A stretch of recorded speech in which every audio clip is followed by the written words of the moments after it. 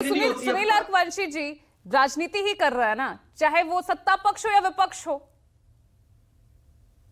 नहीं नहीं, देखिए सबसे बड़ी बात मैं पूजा जी ये बताऊं, संविधान की को लेकर ये बता रहे कि सारे लोग चाहे सपा हो चाहे कांग्रेस हो कि संविधान खतरे में। अरे संविधान के तहत आप मानी सांसद बने हैं, संविधान के तहत सरकार चल रही है।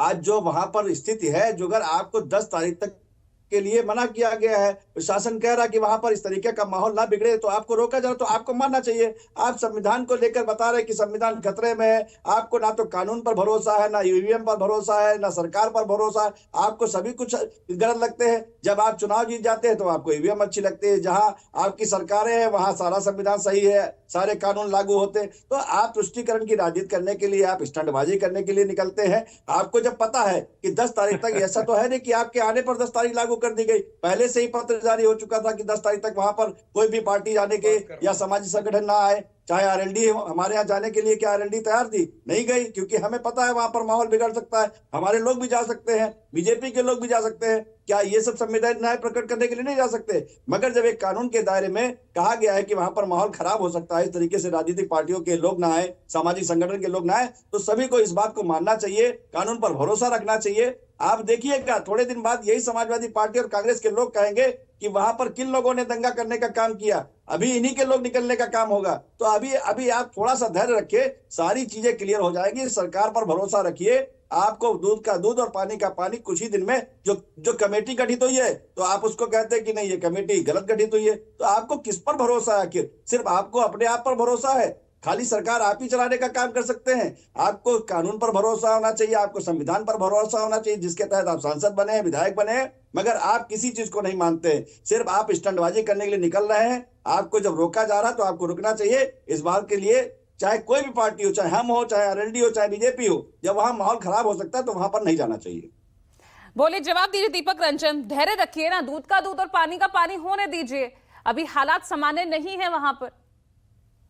पूछा, देखिए अनिल भाई, बड़े भाई जो है बहुत बेबाक प्रवक्ता, उन्होंने बड़ी बेबाकी से कहा कि वहां पर लापरवाही की वजह से इतने लोग इकट्ठे हुए। चलिए, उन्होंने माना तो सरकार किसकी है, लापरवाही किसकी हुई? देखिए, ये लोग वहां पे हिंदू मुस्लिम करा करके पॉलिटिकल माइलेज लेना चाहते हैं। और आज जो है जिस तरीके का माहौल है कि आज की तारीख में उत्तर प्रदेश ही ले लीजिए, क्योंकि उत्तर प्रदेश का ये मामला है, जिस तरीके से स्वास्थ्य, शिक्षा, रोजगार, महंगाई की दिशा से आज की तारीख में बेरोजगारी चरम पे है, महंगाई चरम पे, उससे ध्यान भटका करके। और मैं एस एन सिंह साहब से, भाजपा के प्रवक्ता, इनके सहयोगी दलों से पूछना चाहता हूं कि क्या मुख्यमंत्री जी जाएंगे उनका दुख दर्द बांटने? अभी तक मुआवजे का ऐलान क्यों नहीं किया गया? जितने लोग मारे गए पुलिस की गोली से, प्रशासन की गोली से, उनका मुआवजे का ऐलान क्यों नहीं मुख्यमंत्री तरफ से हुआ? और क्या जाएंगे मुख्यमंत्री जी, जाएंगे वहां पे? पूजा जी, बात संविधान की, बात जो है अधिकारों की हो रही है। ठीक है, आप कहते हो कि एलओपी को जो है अधिकार है, उनको रोका नहीं जाना चाहिए। प्रभाकर मिश्रा जी ने बहुत ढंग से उन चीजों को रखा। नहीं, दीपक रंजन कह रहे हैं क्या मुख्यमंत्री जाएंगे वहां पर? नहीं, बिल्कुल सारे लोग, सरकार जाएगी और अभी निषेधाज्ञा खत्म होगी, सभी लोग जाएंगे, सभी लोग वहां पर वहां की स्थितियों को जानने का प्रयास करेंगे। लेकिन एलओपी को और विपक्ष के नेताओं को भी कुछ नैतिकता भी होती है। नैतिकता जो है थोपी नहीं जाती, नैतिकता जो है दिखाई जाती है। आपको भी दिखाना चाहिए कि निषेधाज्ञा लागू है तो हम वहां नहीं जाएंगे, हम शांति बहाली की बात करेंगे। उनको भी देखा जाना चाहिए। हम तो खुद कहते हैं कि वहां न्यायिक आयोग गया है और वो न्यायिक आयोग जो भी निर्णय देगा, जो भी रिपोर्ट देगा, अगर कोई दोषी होगा तो उसके खिलाफ कार्रवाई होगी। ठीक है, सुनील अकवंशी जी, 10 सेकंड आपको दे रही हूँ।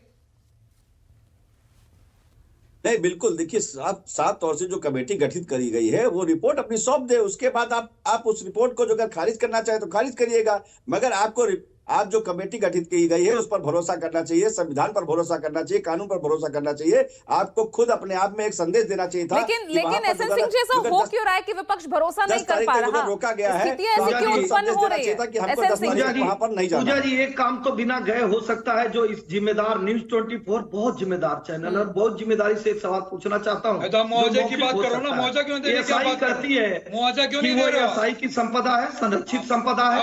क्या कांग्रेस और समाजवादी पार्टी के लोग यहाँ पे स्वीकारेंगे और ये कहेंगे कि एसआई की संपदा एसआई को दे देना चाहिए? जो मंदिर है वो एसआई संरक्षित संपदा है, वो मंदिर एसआई को दे देना चाहिए। ये तो मौखिक हो सकता है। क्या राहुल गांधी जी देश में ये अनाउंस करेंगे बोलिए क्या वैभव समाजवादी त्रिपाठी। पार्टी के नेता अखिलेश यादव जी देखिए, अनाउंस करेंगे कि जो भाई, इनको एएसआई की चुप करा संपदा दिया, है इनको वो बंद एएसआई नहीं को होगा। दे एएसआई की प्रोटेक्टेड इनका राइट है तब वो। तक बंद नहीं होगा इतना जब कैसे तक इतना हम बड़ा दंगा बर्बाद भड़क नहीं गया कर वहां लेंगे। पे? कैसे इतनी बड़ी हिंसा सवाल हो गई ये वहां है पे? कि ऐसे बहुत सारे धार्मिक स्थल हैं जो विभिन्न धर्मों से जुड़े हैं, वो सब एएसआई के संरक्षण में है। और ऐसा नहीं है कि एएसआई एक पार्टी है जो चाहती है कि नहीं ये बिल्डिंग हमारे हवाले और यहाँ पूजा पाठ चलिए ठीक इबादत है, इसी बंद को हो जाए। देखते हुए आज एक बहुत अहम सुनवाई 6 याचिकाएं लगाई गई हैं 1991 प्लेसेस ऑफ वर्शिप एक्ट को लेकर ही, उस पर भी नजर रहेगी और क्या कुछ सुनवाई के दौरान